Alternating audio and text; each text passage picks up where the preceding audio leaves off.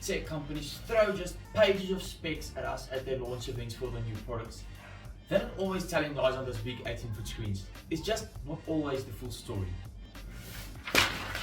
Because then this camera should objectively be 4 times better than this camera on paper, and greater opinions than my own claim it's not. Now with that thought, how do you think the Galaxy S22 compares to other phones? And how it performs in really late 2023? I mean, we're at the brink of the Galaxy S24's launch event. So, should you consider it as a cheaper option, or maybe even upgrade from it to the newer generation of smartphones? Let's break down the average performance day of an S22 for a super special consumer. We're going to break down the day and the video into 3 separate parts: the battery, the screen, and the camera performance. Now obviously all factors of the phone working has an impact on how the battery performs overall, how the screen works, how the battery works, and everything coming and sending, uploading and downloading from the phone.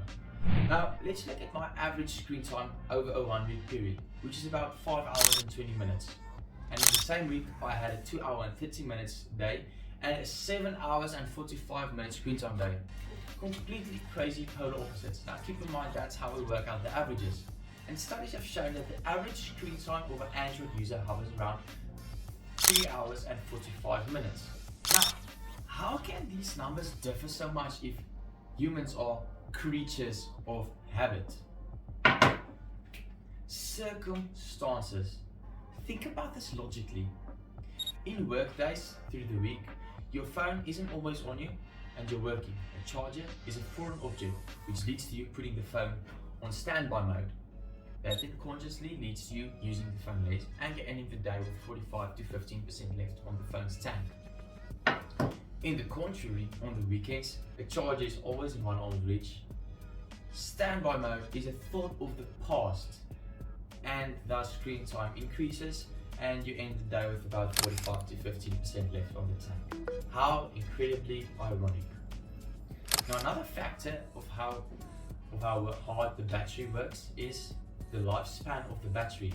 So a thing to keep in mind if you want to increase the lifespan of your battery is not to let the phone hover on either 100% full on the tank or 0% on the tank. Thus, I only charge my phone to 85%, which also means you start your phone's day on less of a battery percentage, which thankfully increases the lifespan of your battery, which is another important thing to keep in mind if you plan to use your phone for a really long time. Let's get incredibly controversial for the following few minutes.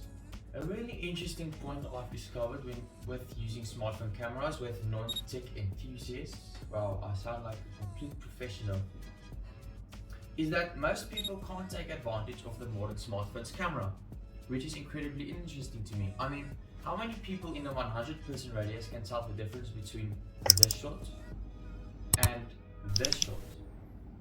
I'm not joking, those are 2 different resolution videos. One is 4K and the other is 1080, or was the one in 80 and the other 4K. You know what, it doesn't even matter because YouTube just downscales everything to 1080. And another interesting thing I've saw is that not even everybody uses tap to focus.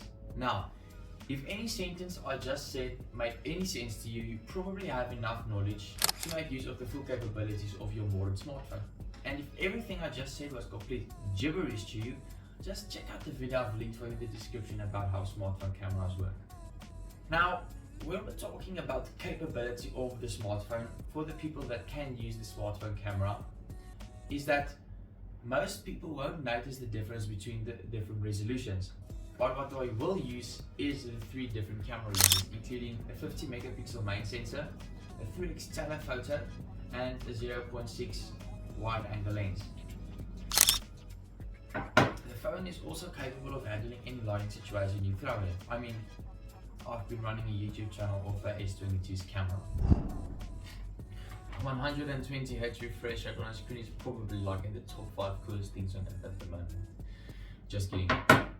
Well, as for me praising 120Hz, it does drain a battery life in the phone. Thankfully, the phone can oscillate between 40Hz and a 120Hz refresh rate, which just means the phone changes can refresh what happens on the screen X amount of times per second, and at the highest being 120, if that makes sense.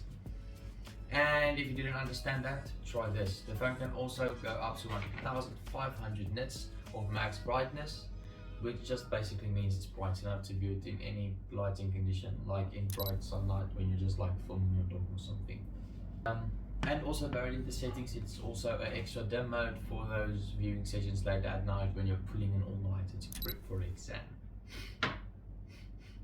Now, the color of the screen, how beautiful it was. I was spoiled and since gotten used to the beautiful screen on the Samsung Galaxy S22 since I've upgraded in May in 2022 from a 2018 mid-ranger, which was a really big jump in my opinion. But I mean, Samsung is probably like the market leader in making the best phone screens at the moment, in my opinion. Just beware of overheating because that has happened to me a few times in the past. Now, the high dynamic range, color accuracy and contrastiness of the screen will leave you speechless for any type of viewing content on your phone in any situation and in any lighting condition. In conclusion, ladies and gentlemen, big tech companies have been bombarding us with peer pressure with spec sheets to modernize the tradition of buying a new phone once a year. And with a fine phone like the S22, when you at least have a charger in hand once a day, you'll be fine. The camera is more than capable enough to handle anything you throw at it, and the screen will keep your jaw dropped for the length of any feature film.